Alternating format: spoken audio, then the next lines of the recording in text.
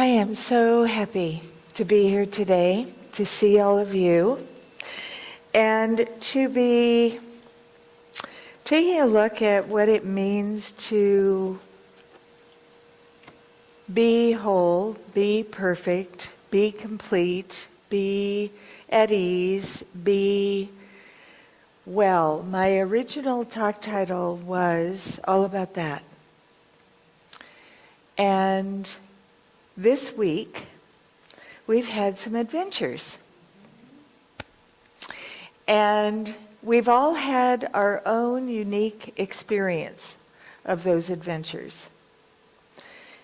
We've encountered people who had a different experience, have we not? Yes. And I asked Jane if we could open again with Love is My Decision, because that's where the rubber meets the road.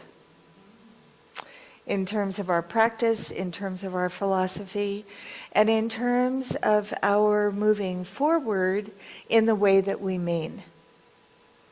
So while we, in the process of this talk today, will certainly talk about, look at, feel into what it means to be our own wholeness, our own wellness, our own center for spiritual living. We are going to be looking at how this experience, how our individual and collective experiences of the election may have brought up for us, but wait a minute. You know, when I was listening to that prayer written by Ernest Holmes that I love so much, I was thinking, you know, there are some people who would hear this going, really? Where's the prayer? Did you leave it up here? Aha. So, I know that divine intelligence governs the destiny of the United States of America, directing the thought and the activity of all who guide its affairs. And maybe all of you are 100% in alignment with this 100% of the time. 100% of the time. But you may know people who would go, really? There's a divine intelligence governing the destiny of the United States of America, directing the thought and activity of all who guide its affairs? Really? Because circumstances such as these kick up questions. They kick up questions about our faith for some of us. They kick up questions about what our role is now, because the world is changing, and we can no longer say, no, it's really just the same old, same old. It's not. So what is our call? So let's begin with a practice. This is from a beautiful poem titled The Kitchen Sink. The white sink in her kitchen is where she washes herbs and greens from the garden. Its cool porcelain nicked in a spot that resembles the Japanese symbol for happiness. She fills it with muddy leaves for salads, cools her hands after rolling out dough. The sink catches her tears, the stray coffee bean, seeds from the oranges she presses Sunday mornings. Baking soda makes it shine, a perfect receptacle for purification. In a ritual she doesn't realize, she comes to the sink over and over, day and night. It serves her silently, holding what she needs it to hold and draining away what needs to pass.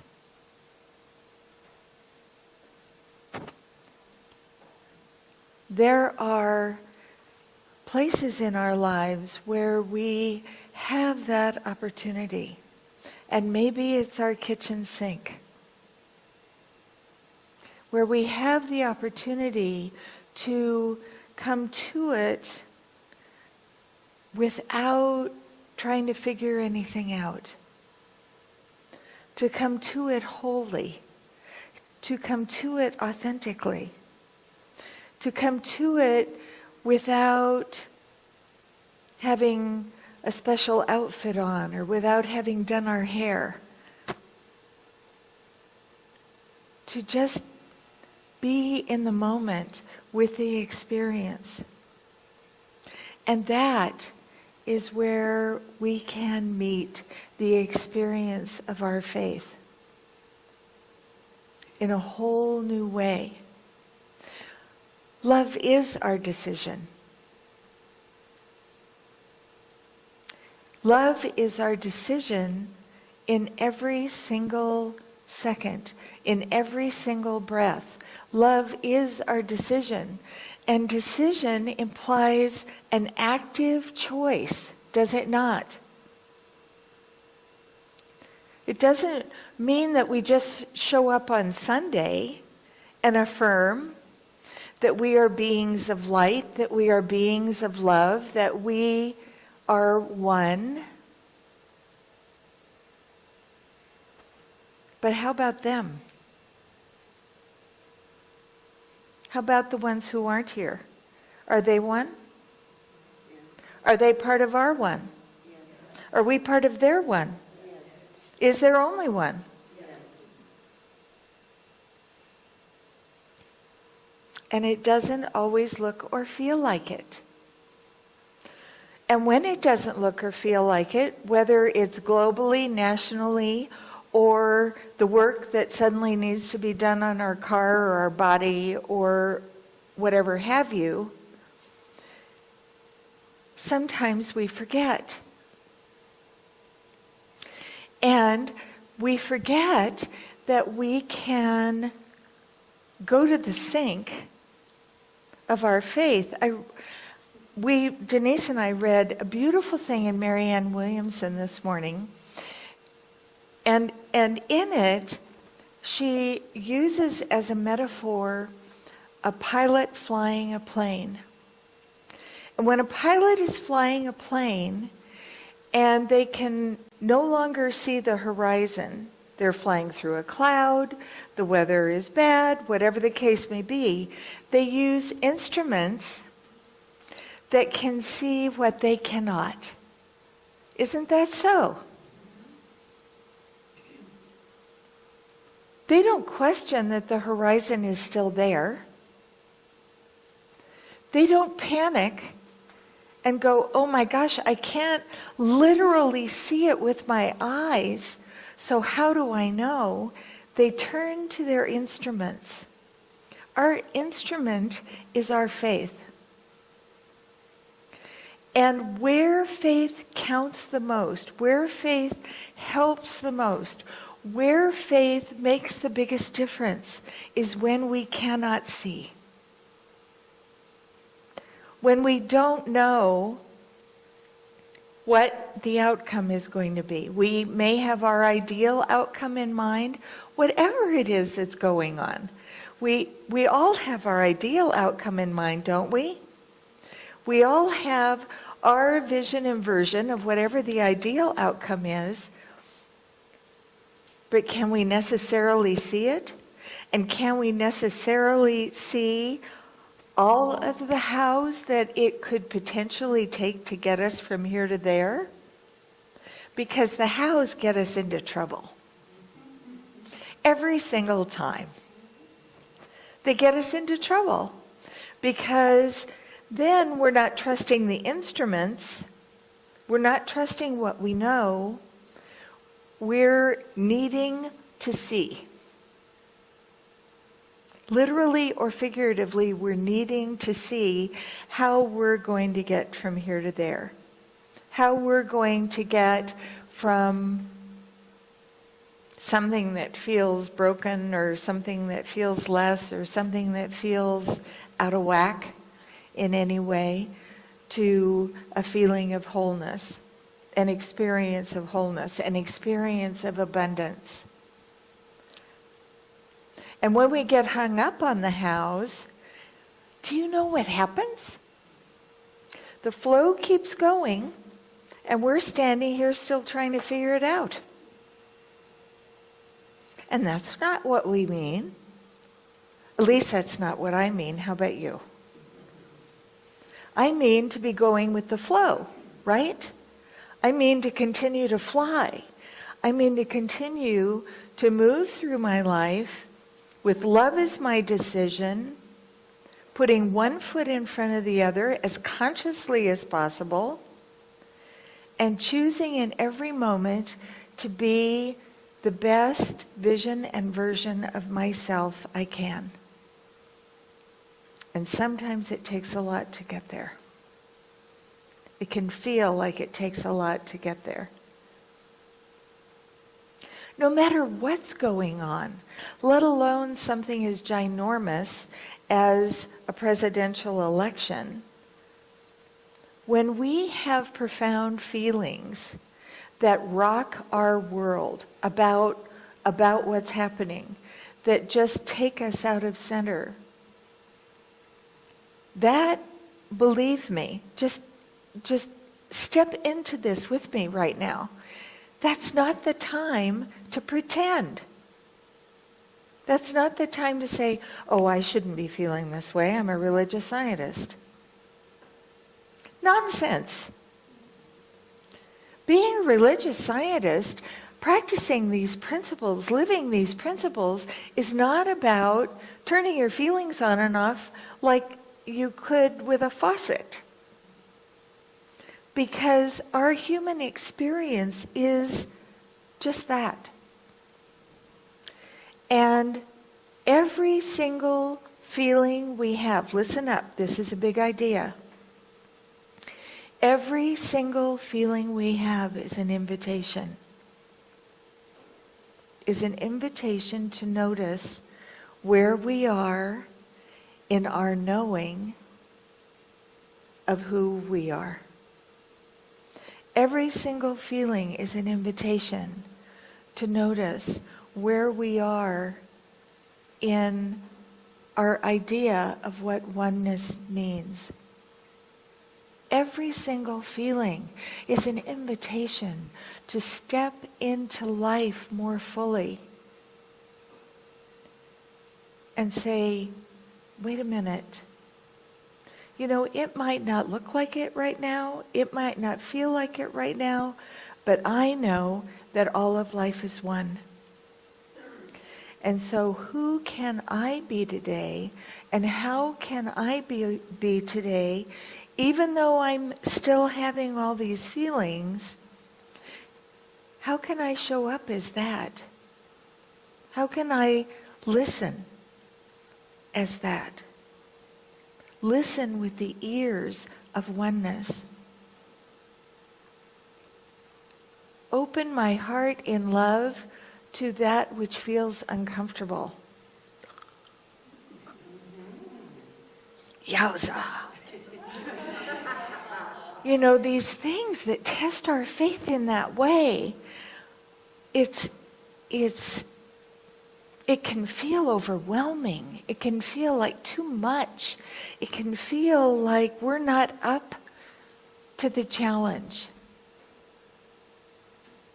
Here's another big idea. Are you ready? If we weren't up to the challenge, if every single face I'm looking into was not up to the challenge, we would not be here. See? We are absolutely the ones to be here now, or we would not be here.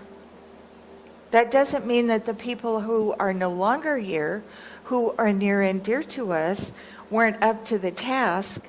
They're working it from the other side. But we are the ones who can put arms and legs on our faith. We are the ones who can give voice to love. We are the ones who can stand with our friends who are not able to find their way right now, and just be the presence of love. Because we all have friends, whether we agree with their point of view or not, who are discombobulated by what's happened. Do we not? So, we clearly have a job. And we have clearly already said yes to it. We said yes to it before we showed up here. I don't mean here in this place. I mean here on this planet. Our soul agreed to be here right now, to be a light worker, to be the presence of love, to make love our decision,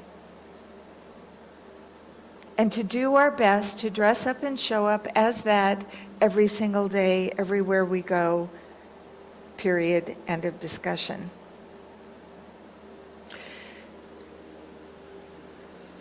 Other wise voices have similar things to say. Roshi Joan Halifax, who is the abbot at the Upaya Zen Center in Santa Fe, says, let's work together in not building a contentious future, but a generative one. And let's not pretend we know, but be open to learning. I'll just insert that one of the things that we have all experienced during this election process, and you know what's interesting is that you're about to go into one yourselves. An election process, a process through which you choose your next senior minister. One of the things that we've experienced in this presidential election is the divisiveness that has shown up in our country to a far greater degree than many of us before realized. That is another invitation. That is an invitation to move into what inclusivity really means. Our willingness to be the presence of real open-hearted listening. Is it always going to be easy? Not necessarily. But it could be easier than we think. And it doesn't mean the love is my decision that we're talking about here is not a kumbaya, everybody huggy, feely, kissy love. It is a universal, unconditional love. And that is the love of which we are made. Our ideas about what love is might be getting in the way of our actual experience. Let me continue. Let's not pretend we know, but be open and learn. Let's bear witness to what is happening in our country, in our world, and take wise, compassionate, and courageous self-responsibility. Let's reach through differences. Listen deeply and give no fear. In other words, don't contribute fear to the equation.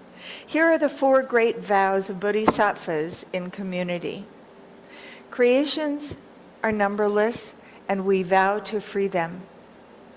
Delusions are inexhaustible, and we vow to transform them. Reality is boundless, and we vow to perceive it. The awakened way is insurpassable, and we vow to embody it. Do not squander this day.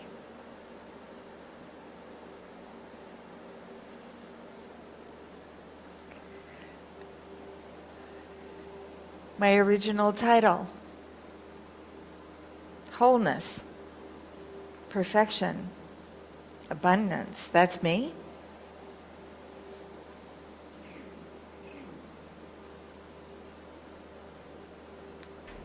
Pure, unadulterated, and unadulteratable love.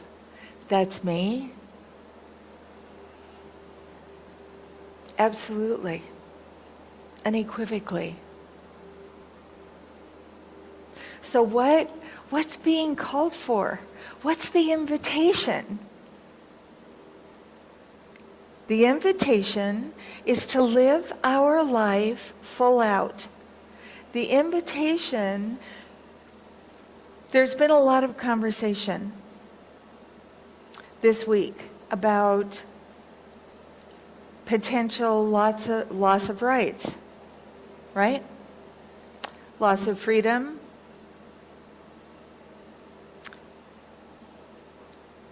What I know is that our decision to be the presence of love guarantees that nothing can be taken from us that we are not willing to give. My personal awareness of my freedom, my personal awareness of my faith, my personal awareness of how that operates in my life can never be taken away from me unless I'm willing to give it up. Anybody here willing to just say, okay, I will give up my freedom. I will give up life as I know it. I will give up my capacity to choose love. Anybody here willing? Oh, good, then we have more to talk about.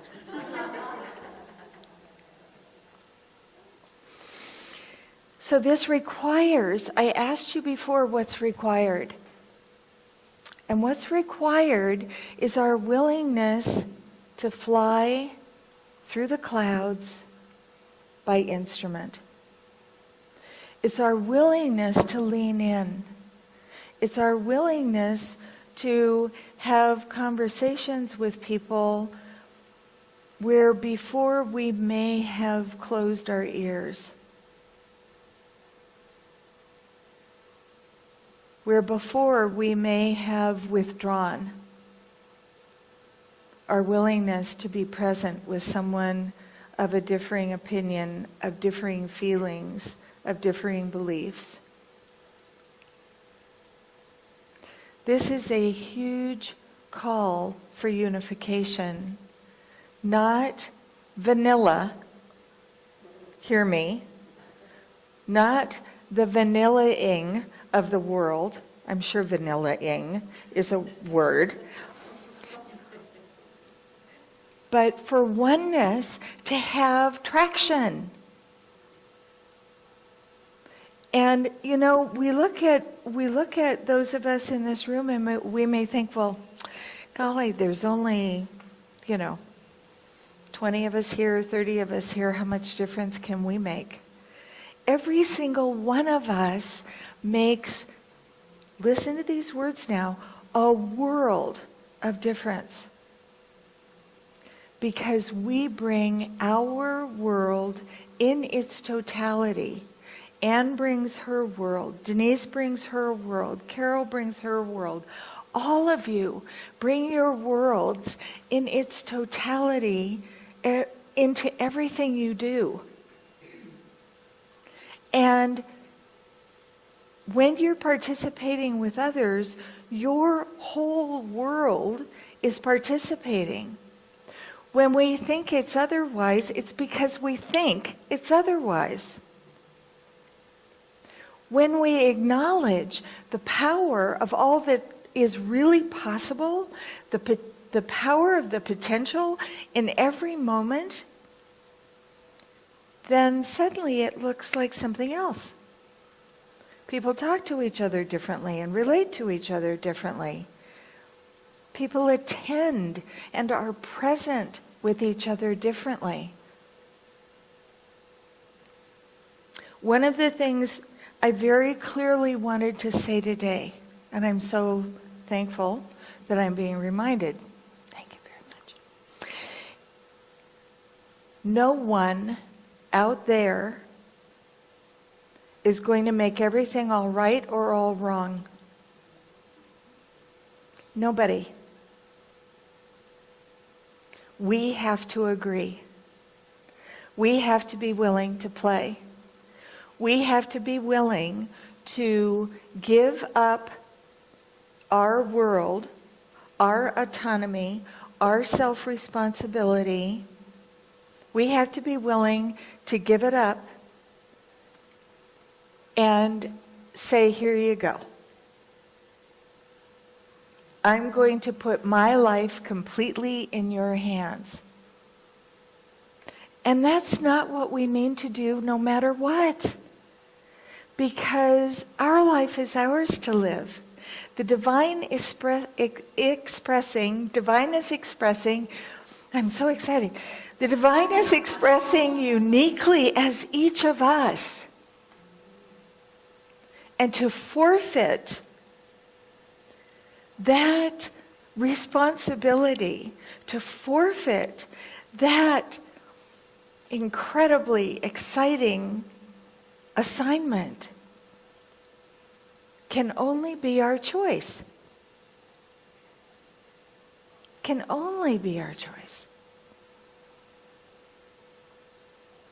And I vote, again, for choosing love, life, joy, harmony.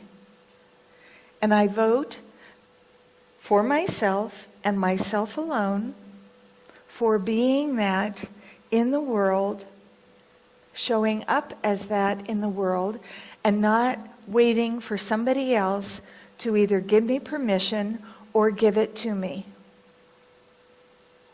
Because it's not going to happen.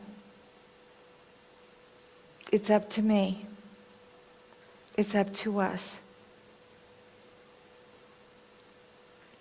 One more thing to share.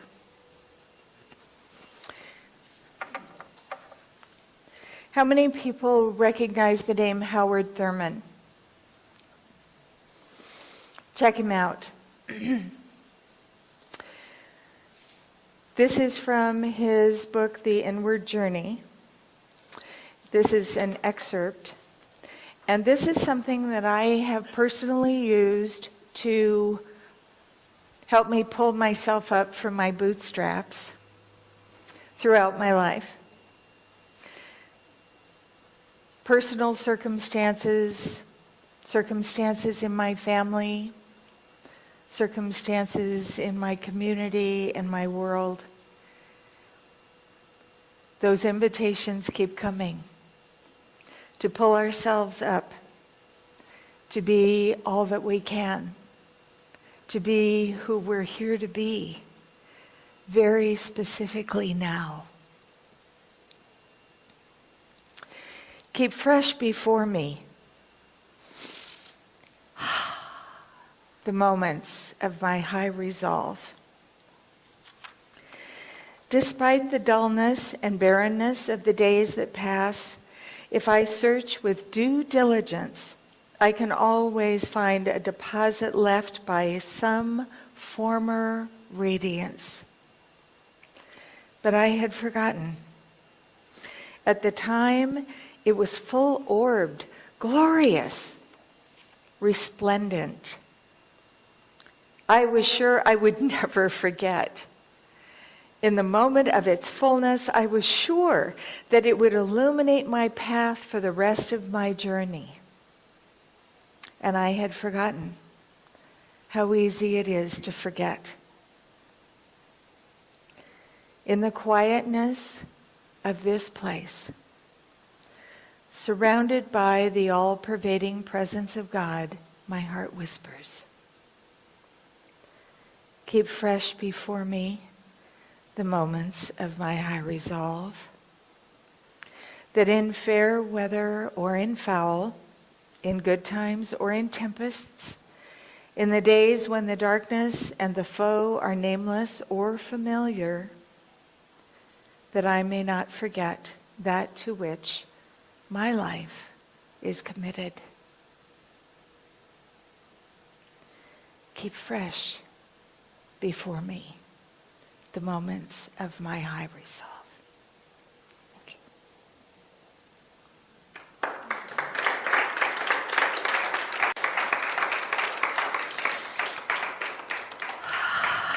Thank you.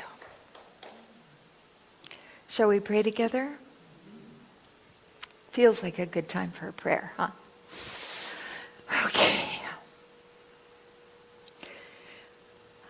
So I stand here in the freshness of my high resolve, recognizing the one power, the one presence, the one life that is pure love, that is clarity, that is centeredness, that is ease, that is grace.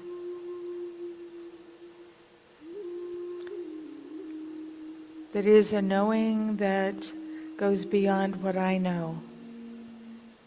A seeing that goes beyond what I see. And an understanding that contains unlimited possibility and potential.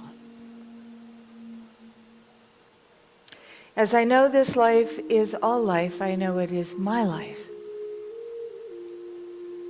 I know it is the life of everyone here present. I know it is the life of everyone that we touch in the arena of our experience, no matter how peripherally. I know it is the life of all life, the life of our center, the life of our city, the life of our state, the life of our world.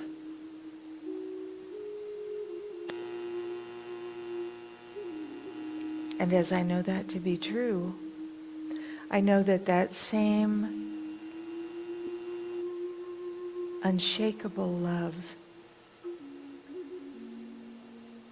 that centeredness, that understanding, that knowing, that seeing, lives and moves and has its being by means of me and all of its creation. And so together we can step into what follows of this day and step into the week and step into what goes beyond that, step by step,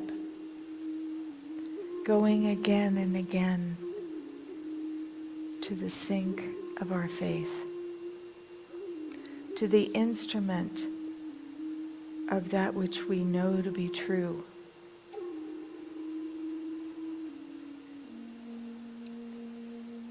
True beyond human activity, true beyond what lies before us, personally or globally, true beyond anything that we can encapsulate with our minds. Going again and again to the instrument of our faith.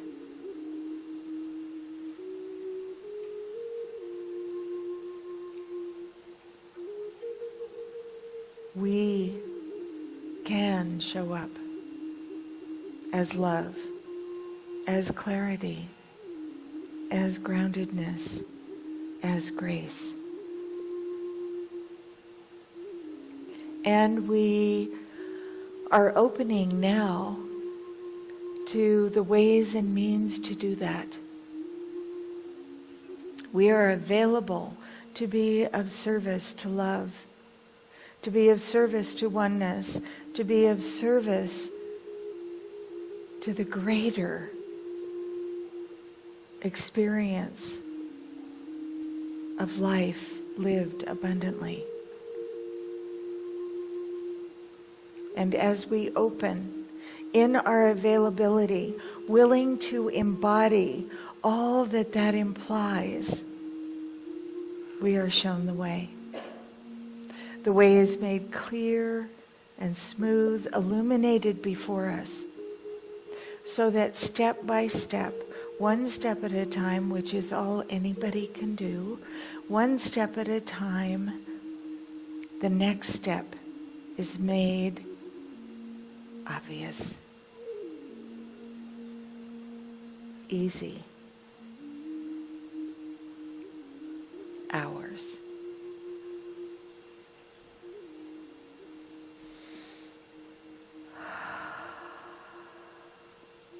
As I speak this word, I know that all of our activities are guided and guarded, that we are informed from within with everything that we need to know in every moment. And I know the closer to the interior of the moment we can stay, the more clear the information becomes. The more clear the guidance, the more obvious the course. In profound gratitude for the opportunity to just speak this word out loud. Knowing that all that has been spoken is already in motion, is in fact already done. I release this word and its perfect order and outcome to the law of mind, allowing it to be. Staying open and receptive in that gratitude for its unfolding. As together we affirm, and so it is.